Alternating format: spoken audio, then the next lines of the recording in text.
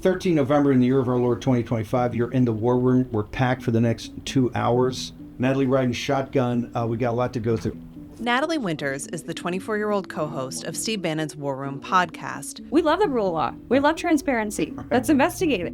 Which has emerged as a key news source in the MAGA movement. Okay, short commercial break. But this year, she added another role to her resume as a White House correspondent, one of a number of new media outlets that joined the press pool. I've been reporting on how the media landscape has changed this year as President Donald Trump sought to undercut traditional media and media on the right gained power. To get an inside look, I spent a day with Winters to see how her life and the media have changed.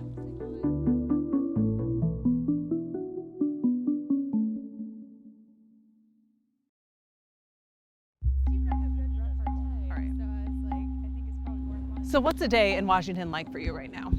Very non-traditional. There's no office, frankly no sitting. In walking around all of DC, I will say write a Substack, or I'll put out a very long Twitter thread. Winters, who says she first appeared on War Room when she was 19, took over hosting for Bannon during his prison sentence in 2024.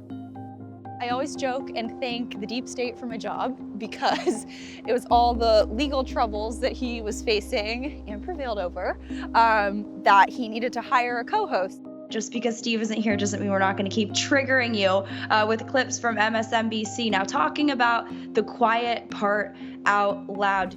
What were your thoughts on election night and how did you wind up coming to Washington? That was when the idea of me becoming a White House correspondent sort of started to percolate. Steve was talking to people in the admin, on the comms side, on the advisors to President Trump's side, and everybody loved it. It's essential to our team that we share President Trump's message everywhere and adapt this White House to the new media landscape in 2025. The new media in the briefing room is made up of a range of outlets, but includes a large number of conservative networks, digital media sites, and podcasters. So how did you approach the role? I viewed myself as sort of reporting, not actually on the White House. There are enough people who are going to cover what President Trump says, but actually covering the opposition forces to President Trump. So you view part of your job to kind of keep them honest on those issues We like are the immigration? enforcers of the MAGA agenda. We are in the actual war room where all the magic happens, where we broadcast for at least 4 hours a day. There's actually not a lot of prep that goes into it. You can probably see here, there's no teleprompters, there's not many rules in the war room except no notes. A 2023 study by the left-leaning Brookings Institution found that War Room was a top spreader of misinformation among political and news podcasts.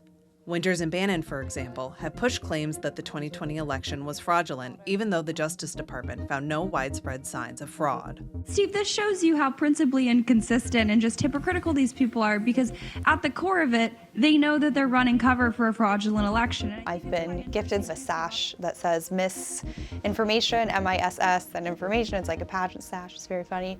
War Room joined the briefing room just as Trump ramped up attacks on mainstream outlets, blocking access for some and filing lawsuits against others, including the Wall Street Journal. The White House also launched a Hall of Shame to call out coverage it said was biased or inaccurate, and launched a public tip line to submit articles tipsters consider biased. It's not just the White House that has shifted its stance on the media. It's also the public.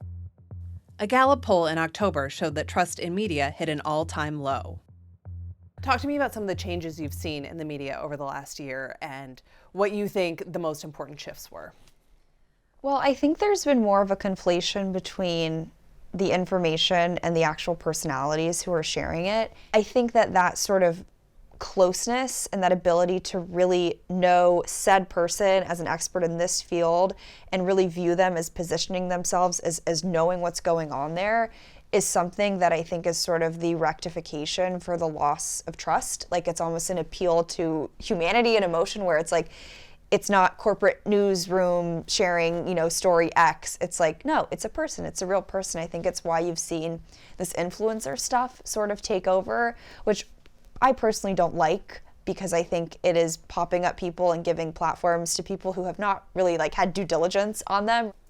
Let me ask you about this idea of bias, because I think that Most mainstream media, people from major newspapers or broadcast networks would say that they strive to be very objective in their journalism, but it doesn't sound like you view it that way.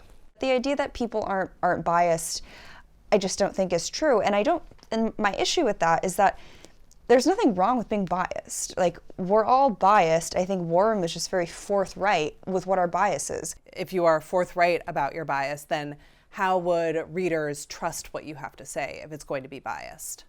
Well, I don't necessarily know that it's true that legacy media outlets are sticking to the facts. I think facts are subjective. And so I understand that those people might be giving what they think are facts, but there is an ideological framework which is motivating those facts.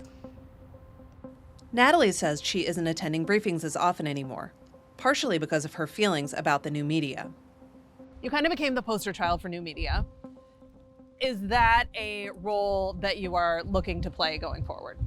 Well, I think I have to, because I don't think many people in the new media actually represent the America First agenda. I think you're seeing that with the infighting going on right now with regard to everything with Israel, support for that, support for what's going on in the Middle East. And I think it's sort of incumbent for me to represent what Steve in the War Room and the Tucker crowd says. That's what I believe with the weird platform that I've been given. Natalie, your coordinates, where do people go? Natalie G. Winters. On all platforms, nataliegwinters.substack.com. Always an honor to sit in. The with Steve. investigations are unbelievable. And I will be back here at 10 a.m. Eastern Standard Time tomorrow morning. See you then. That was great. Yeah, thank you.